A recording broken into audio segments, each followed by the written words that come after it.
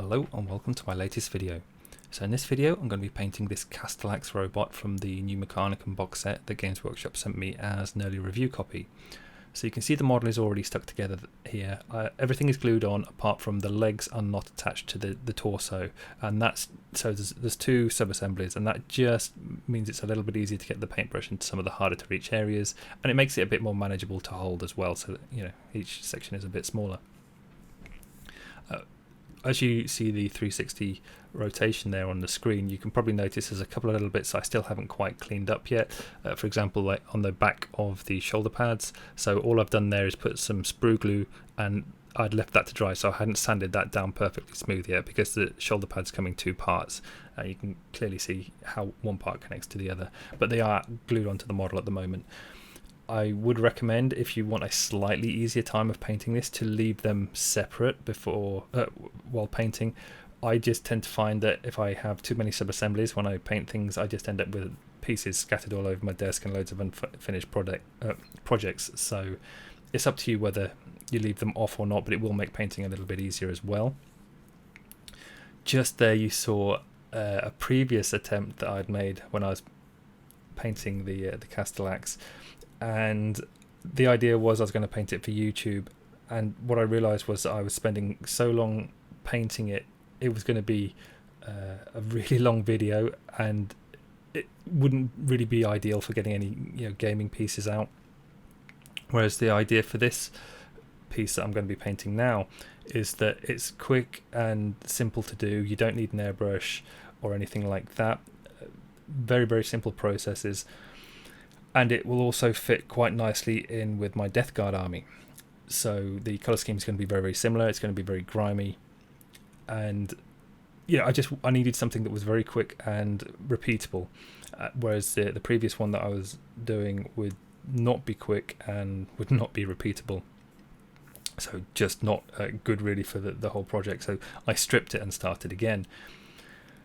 To start with though, you can see the model is primed black. And the first thing we're doing is using some Scalecolour Necro Gold. So I haven't really watered it down too much. I would recommend you check the paint when you take it out of the tube. It might be a little bit too thick for this, so you want it reasonably runny, but not too runny. So the idea is, and the brush that I'm using, by the way, is a really wrecked old Artis Opus size 4 brush, because it suits what I'm doing. But if you don't have a brush like this, it's quite an expensive brush to do these sort of processes on, because it might wreck the brush a little bit. So if you have expensive brushes, don't do this with them. But it's just a case of, because I've basically worn the brush out, so it wasn't really that useful anymore, it was just handy for getting that sort of stippling kind of effect there, and you're just doing that all over all the metal areas on the model. Focus a little bit on the dome on his head to get a nice sort of, you can see there how it went a little bit more opaque, whereas other parts have a bit more texture visible. Be careful of physical texture build-up, so not the texture where you've just got like dots everywhere that you're painting on, but actual physical 3D texture that if the paint is a little bit too thick, you will have a texture build-up and it doesn't look very nice. So the only texture you want really on the model is painted texture, not three-dimensional thick paint texture, if you like. Then I'm using Pro Acryl Light Bronze. This is a little bit thinner than the Necro Gold. The idea with this is you're doing a very similar kind of process with it. I did swap my brush at this stage though, and I went for a it's a size 3 M Artis Opus brush. So those are shorter brushes, and because it's more of like a dry brushing type technique, and because the paint's a little bit thinner, the shorter bristles helps a little bit more. If you have sort of like a small dry brush or something, that might work as well. I just like the fact that these had tips on them. So especially for the size 3 here, when I'm going back and just using some Vallejo model color black here, just to go over all the overspill. So the idea being, when I was painting the metal, I didn't care where the paint got onto armor panels and things, because I'm going to fix it now. It makes the process much quicker, and you don't have to worry you don't have to compromise on getting the stipples looking interesting in certain areas while worrying about catching armor panels, because the armor panels aren't really painted. You're going to be doing that now. And part of the reason why I also said it might be beneficial to leave the shoulder pads off is because the process for painting the armor panels is kind of similar to how I'm doing the metals, so there is a chance for a little bit of overspill when you're doing it.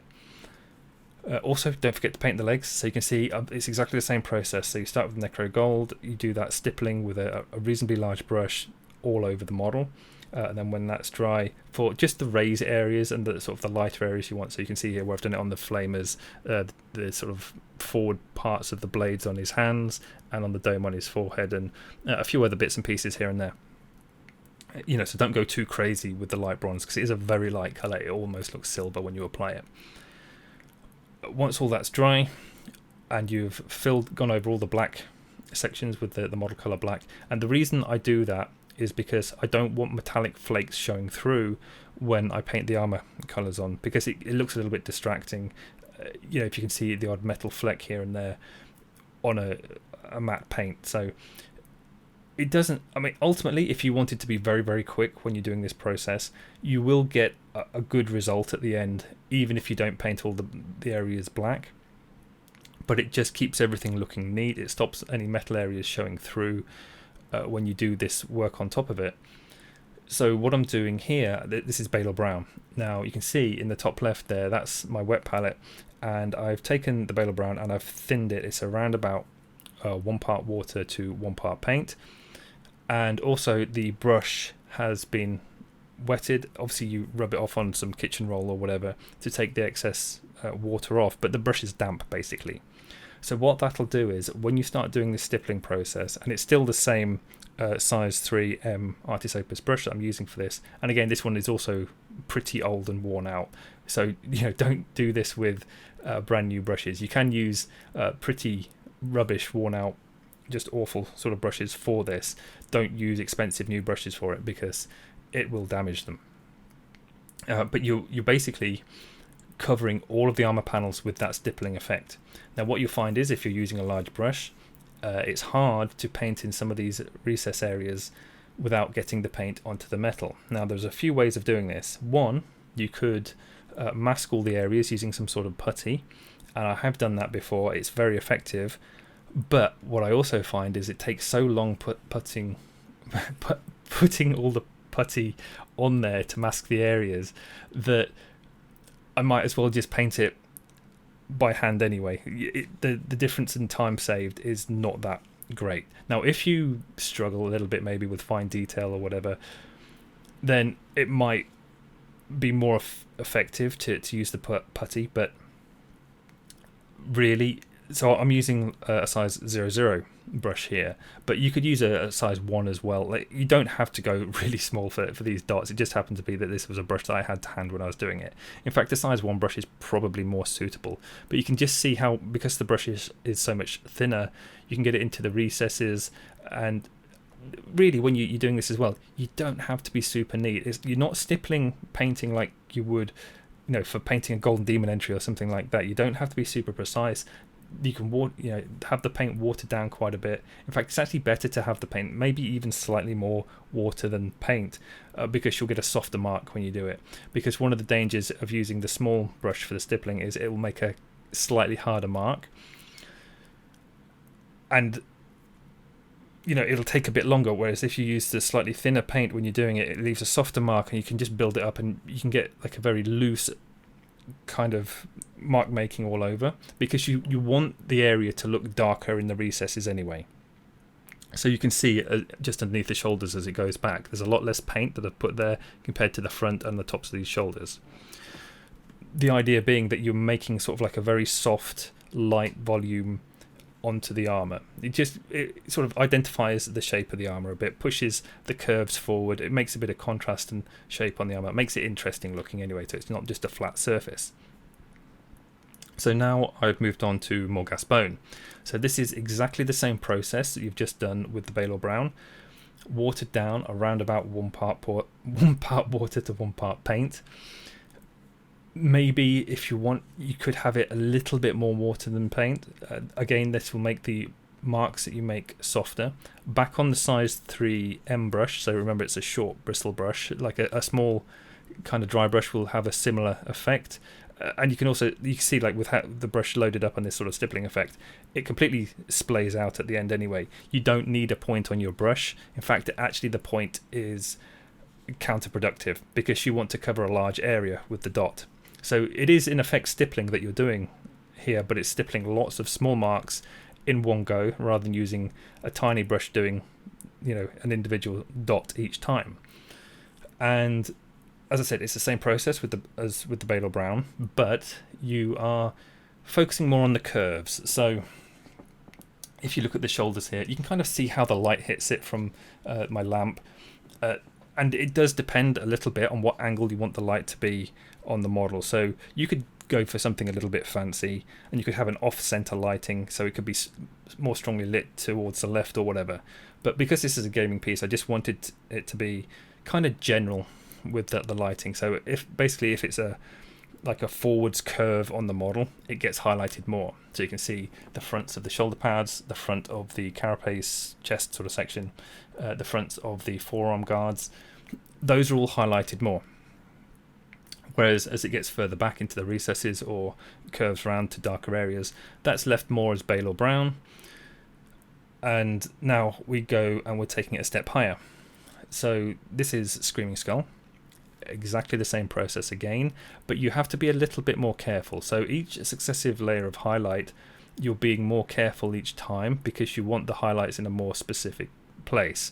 Like when you're doing the Balor Brown, it didn't care. You're just covering all the armor, try and get sort of like an even coverage, but you're just really hammering that paint on all over. Now that we're up to Screaming Skull, we're trying to get those highlight positions and be a little bit more accurate with it. One thing I will say as well with doing this with the brush with the large sort of stippling effect, you kind of want to rotate the brush around a little bit, and you also want to make sure that when you dab the brush onto the model, you have it straight on. Don't do it at an angle because the marks will make a smeared effect.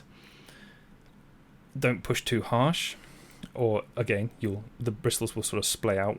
It's very much a dab, touch, and release. There was something else I was going to say as well. Well, it doesn't matter anyway. You can see reasonably clearly what I'm doing. Oh, that was it. So don't overload the brush as well. Or rather, when you put the paintbrush into the paint, make sure you dab it off on some kitchen roll as well. So that the first mark, when the paintbrush touches the model, you don't get an overload of paint from there, because obviously a little fat brush like this can hold a lot of paint. So when you first load the paintbrush up, as soon as that touches the model, it'll just sort of dump a load of paint straight onto there, and you'll end up with a big splodge. So you want to remove the excess paint on like a kitchen roll or whatever, and then start stippling. So what you can see here is I've just gone back now. So I've gone back to the Morghast bone. So we're not using Screaming Skull anymore. The reason I'm doing this is so there's a big jump in how light the Screaming Skull is compared to the Morghast bone, and you might find with some of the transitions that they're a bit harsh. Some of the stippling, like you might want to not spend too much time stippling, getting like a perfectly smooth transition or whatever. So a quick and easy way to combat that is just to go back with the Morghast bone and just quickly stipple at the transition sections. It just makes it a little bit softer, and also because it's a lighter base color, when you put the Morghast bone on it, it'll give more of like a warm yellowy kind of feel to the color, so you're kind of adding a bit of color in. But now we're going to be adding a lot more color in, and we're going to sort of flatten everything. So what you might feel as you've been doing this stippling is, because of the black base, you might be able to hear some ice cream music in the background, sorry, but because of the black base that you started from with the Morghast and then going on to the Morghast bone, it can look a little bit grubby, but not in a good way in the recesses, because it's so dark compared to the midtones and the highlights. So what we're going to do is take the Darkoath Flesh contrast paint. Now I'm not watering it down. Don't use water for this. It has to be contrast medium. If you use water, you will actually destroy the effect, the way that the contrast paint works. So you need the contrast medium so it still flows correctly, because otherwise you may as well just take paint and add water to it and do the same effect, but you'll get sort of like streaking and coffee stain marks and things like this. Well, like that. Whereas using the contrast paint with the contrast medium will give a very smooth, clean finish all over. But once you've kind of diluted that with the contrast medium, and again, it's around about 1-to-1 in terms of the mix. You can experiment though. If you want like a darker look to it, use more Darkoath flesh. If you want it lighter, then go for more contrast medium. But the darker that you have it, the neater it will look, but also the duller. So it's kind of up to you for the look you want. Now, all you have to do is completely cover the model. There is like a few things you have to look out for when doing this though. So contrast paint is slightly thick, and unlike water, which evaporates and it doesn't leave anything behind really, the contrast paint does leave some of that behind as it dries. So if you have a big pool of contrast paint, it will dry and it will distort or like kind of gloss over really some of the details, and it can, so just be careful with pooling. Like it will leave a pretty smooth clean finish, but you just don't want like very large areas of pooled contrast paint. Here you can see as well I've added some decals. Now all I did for these, like I was very, very lazy with doing it. However, I would actually do, if I was doing this again, I would put the decals on before I do the Darkoath flesh wash all over. That will make them blend in much better to the surface. If you are like me and you've done it in the wrong order, you can go back with the contrast medium and just paint this over the top. So when I first applied the decals, I just used water to put them in place, and then I went over them with microset, and that was it. Like I dumped a load of microset on like a really heavy layer on top and just left it overnight, so it kind of dissolved all of the plastic film and just left with the dark color. So these decals that come with a box, they're pretty thin, and it gets rid of pretty much all of the film and just left with a slight shine to it. So there's not, sometimes with decals what you get is like a very obvious outline of the plastic film that holds the ink, whereas with these ones, after you've added the microset, it pretty much gets rid of that. And then if you go over it with the contrast medium, because it's got contrast medium on it anyway from the Darkoath flesh, it actually gives it sort of blends it into the surface very, very well. But if you put the decals down first and do the weathering as well, so you can see here I've gone back and I'm using Morghast bone, and I strongly recommend that you use Morghast bone. Don't go up to Screaming Skull, because after the Darkoath flesh wash, it's dulled everything down, and you can see that for the metallics as well. Everything is much, much duller after that. So that's why for the highlight areas you're just going with the Morghast bone, and all you're doing is just like little dots, little dashes, little lines and things, and this shows a sort of like a chipping effect. So it makes the decals look like they're heavily weathered, and that fits in with the grimy kind of look of the rest of the robot. And like I said though, don't do it like me. Put the decals down first before you put the Darkoath flesh wash on. Once they're dry, do the weathering using, and actually if you're doing the weathering first, you can actually use Screaming Skull for the lighter areas, because the paint will be, it matches the paint in the background. That's basically what you're aiming to do when you're chipping. You want the colour to be the same as the area around the decals. Once you've done that, then do the Darkoath flesh wash, and you'll find that actually they blend in much better than the way I've done them here. So because I've got like a load of these, well, I've got another one of these plastic ones, but I've got obviously the other models in the box to paint as well at some point, to go in with my Death Guard army. I will be changing the process for how I've done it here. So I mean, you won't have any problem if you do it in the same way that I've done it, because you'll get the same result, but you'll have an even better finish by doing it the way that I've suggested. So like I said, do the decals first, do the weathering, then do the Darkoath flesh wash, and you won't, it will all blend in really, really nicely, and it will give the decals it will take away some of the harshness of the black of the ink that's the decals are made from, and give them, sort of soften them down a little bit. So now we're going to do some kind of like sponge chipping. So this is very common, everyone does this. All I've done is taken a bit of foam. Now I use foam from old Warhammer Clan packs. I don't think they still put the foam in the packs anymore, but you should be able to find a bit of like reasonably dense foam somewhere anyway.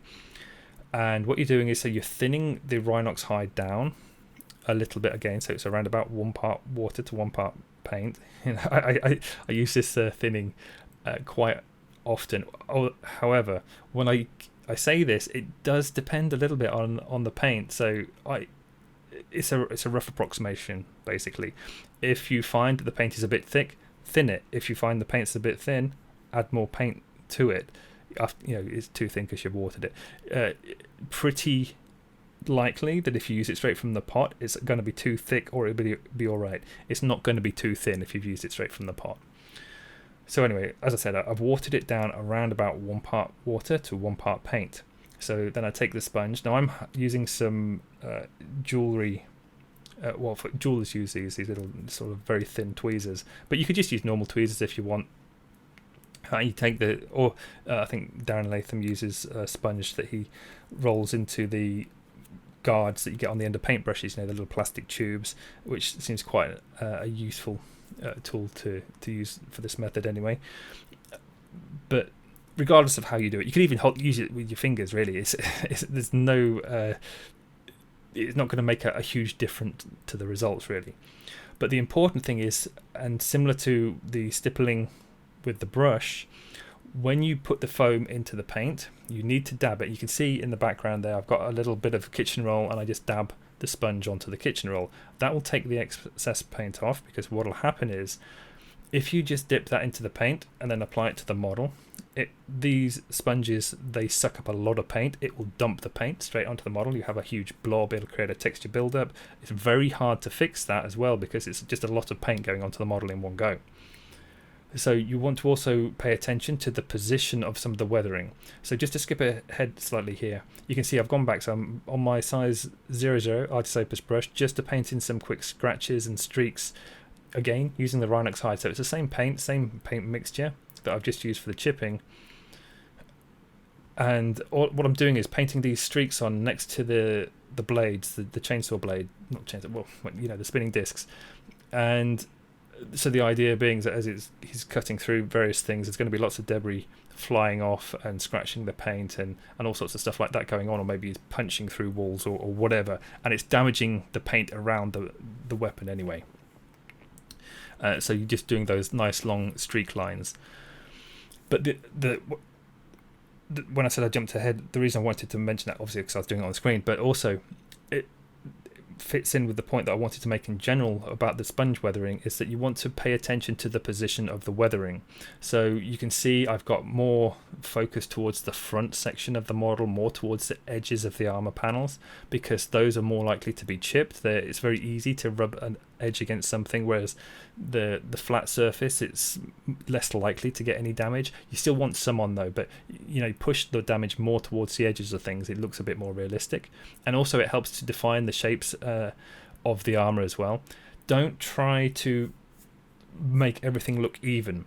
One of the mistakes that people make when they do weathering is that they will paint it all over you exactly the same way on each armor panel, making everything symmetrical, nice and neat, and then it looks completely unrealistic. You want your weathering to be kind of asymmetrical almost. So in some cases you may want to leave an armor panel almost completely clean, and then another one completely cover it with weathering or whatever, because when you receive damage, it's not applied evenly in a battlefield situation.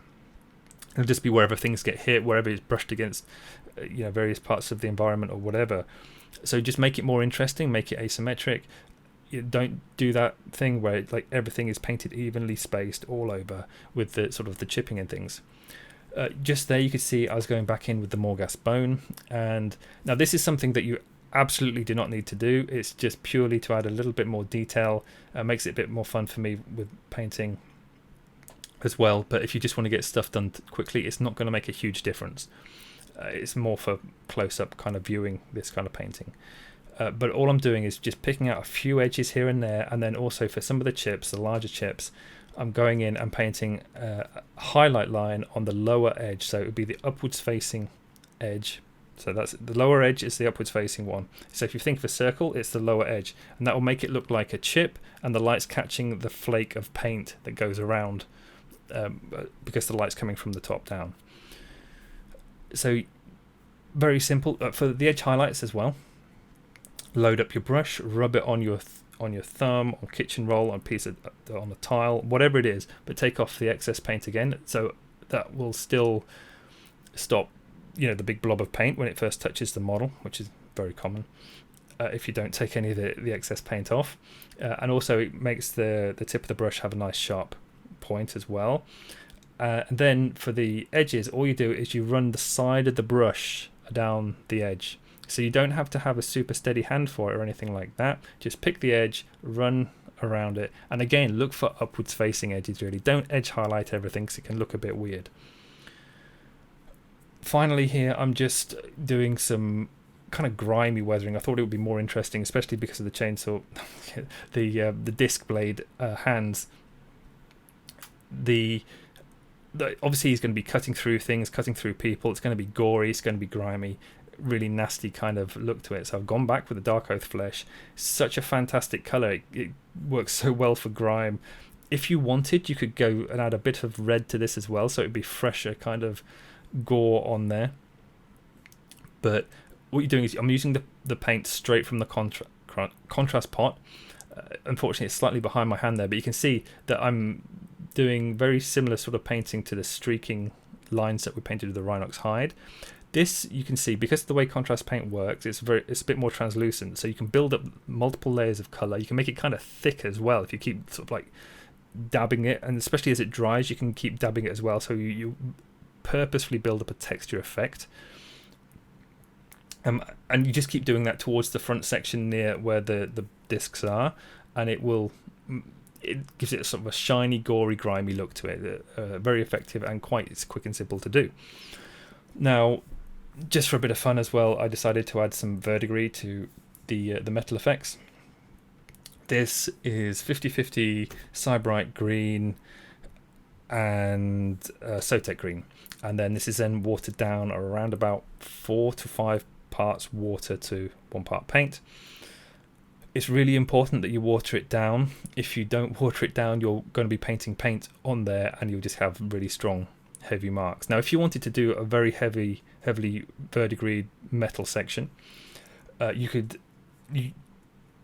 would probably recommend actually applying it in more of like a stippling type effect. Still, you want to water it down a reasonable amount, maybe 2 parts water to 1 part paint, and then sort of build up the layers from there. But when you have this very heavily watered down, so it's kind of like a glaze almost, or a wash, but you're being quite controlled with the area where you're placing it. So it's going into the recesses. If you wanted, you could cover all of the metal. You can also leave some of the metal completely without any verdigris as well. Just be aware that adding this colour to the metal will make it look less sort of brown and sort of warm coloured. It will take away some of that effect and make it a little bit cooler. So it's up to you if you want to go this route or not. I think it just adds a little bit more to the grimy, dirty look to the model. But if you wanted to push the verdigris a bit further as well, you can add a touch of white to this colour. Be very careful doing this because it is making the paint more opaque as well, but like a little touch of white, and just on the most extreme recesses, just add a touch to it like that. So what in effect you are doing is reverse highlighting. So you're making it lighter in the darkest parts, and that will help those areas to pop out a bit more, and it makes it look like the verdigris has really built up in like the hard to reach areas.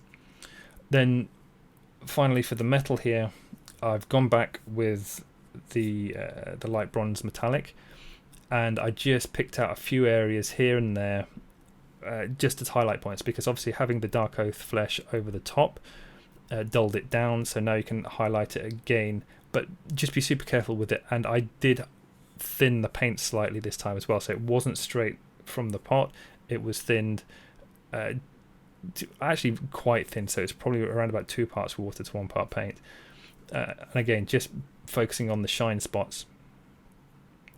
Now, very quickly, painting in the lenses here. The lenses are something that I put on just to have like a bit of fun painting. Again, for me, you don't have to do that. What you could do if you wanted would to be just paint them as flat green and then put a gloss coat on top of them. That will have quite a nice look to it as well. Actually, if you do that so if you paint them metallic first and then put a green contrast wash over the top and then put a gloss over it, that will also look quite nice. But just to paint them as lenses, like with more sort of traditional painting, I suppose you'd say. So I've started off with Warpstone Glow, then Moot Green, and going up to Flash Gitz Yellow. With how I'm painting these lenses, so these aren't done quite the same way as how Games Workshop usually do lenses. I've altered it in that I've made the top left shine spot. So usually what Games Workshop would do is you would have the color gradient going down into the bottom right, so it's dark in the top left, and then you have it slowly fade down to green in the bottom right, and then you put a white dot in the top left, so it looks like the light is hitting the top of a shiny surface and sort of glowing through in the bottom right. But I'm doing it so I'm making the light volume much larger in the top left, so it's not like one is right and one is wrong or whatever. This makes it slightly less shiny, and it makes it more like the actual surface of the material is green as opposed to the gem itself or the lens itself inside, like the light hitting it, turning it green, like coming out from the inside or whatever. So it has like a slightly more satin finish and it's a green surface on it. So it just depends on how you want to do it. I just like the way this looks personally. So you do it like using the Warpstone Glow, you do a circle all the way around.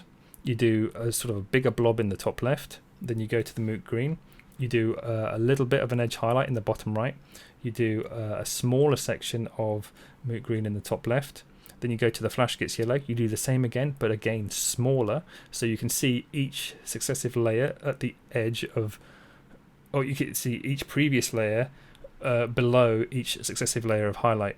And then finally you just take a white dot and you put it on the middle of the top left section. Just do that for all the lenses. As you can see, it was only a few minutes, so you saw that real time. Doesn't take too long to do that. And there you go. So that should show you the technique for painting the whole of the model. Pretty quick to do. You can do this the same on the Castellax models and on the tank as well. So I'm going to be testing it out on those also. But I'm pretty confident it's working entirely the same as you've just seen in the video. But anyway, that's the end of the video. I hope you enjoyed it. Thank you very much for watching. Also, please subscribe. I've got more stuff coming to the channel. And also don't forget that I have my personal website and my Patreon, both full of hundreds of hours of tutorials and things like that. So anyway, thank you very much for watching, and I'll see you next time.